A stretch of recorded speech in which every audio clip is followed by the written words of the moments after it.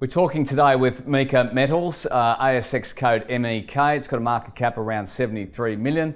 The company is a gold and rare earths company with a portfolio of high quality, 100% owned projects across Western Australia. We're joined by Tim Davidson, who's both the Managing Director and CEO. Tim, thanks for your time. It's great to be here, Tim. Tim, we see a number of gold companies changing their focus to include gold, of course, but also rare earths. What's driving this trend we've seen recently? Well, I think there's certainly an appreciation of the prices for these rare earth metals going much higher, which is driving interest from an exploration perspective and companies' interest in picking up these projects.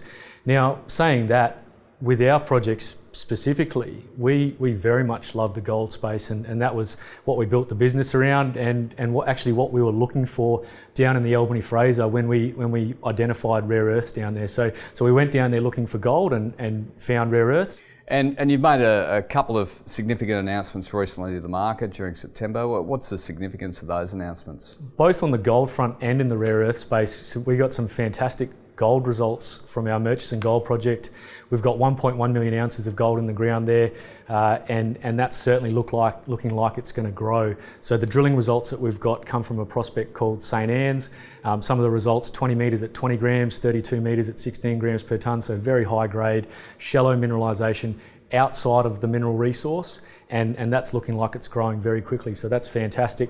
And then from a rare earths perspective, we're getting some very high grade results from our Circle Valley project, and what I'm talking about high grade, I'm talking about clay type rare earth mineralisation over 6,000 ppm or grams per tonne or ppm total grade, and importantly for these projects, a really high proportion of those magnet metals, and within that a really high proportion of the NdPr, neodymium and praseodymium elements, which is what really drives the economics of these rare earth projects. And Tim, it's early days with your Cascade Project, your rare earths project there. Can you give us a bit more colour on how that's looking? Yes, absolutely. Cascade is a very exciting opportunity for us. It has enormous scale potential. So it's 10 times the land area of Circle Valley, which is where we originally discovered the rare earth mineralisation. We've got drilling over 1,000 square kilometres, so enormous scale. There's tenure in the north, over another 1,000 square kilometres, which has high-grade surface samples that has never been drilled. So a really exciting opportunity for us.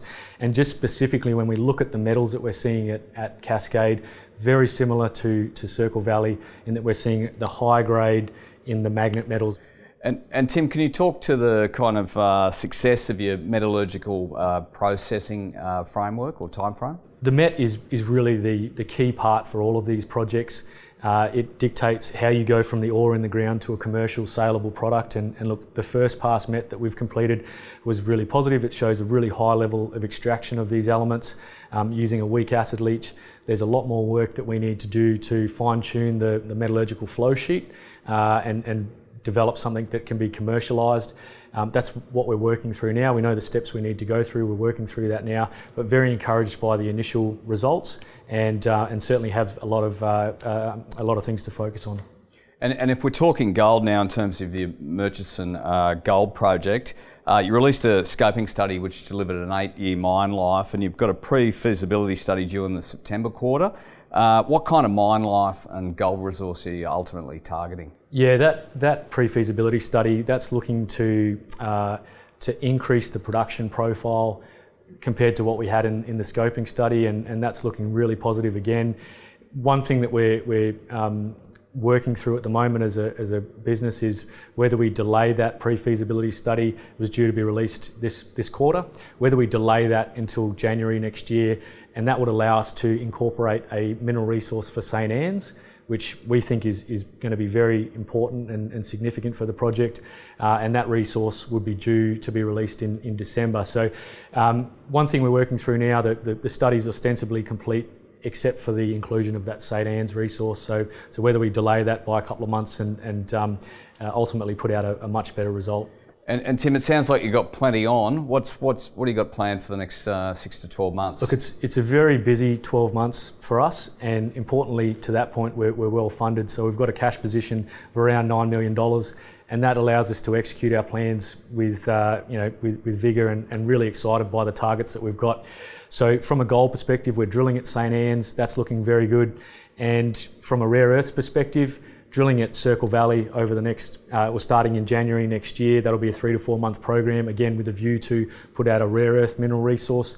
And while we're down there drilling for the rare earths, we'll also be doing some drilling for the gold, which is looking very exciting and something that's very worthwhile following up. Tim, thanks for your time. We'll follow with interest. Pleasure to be here.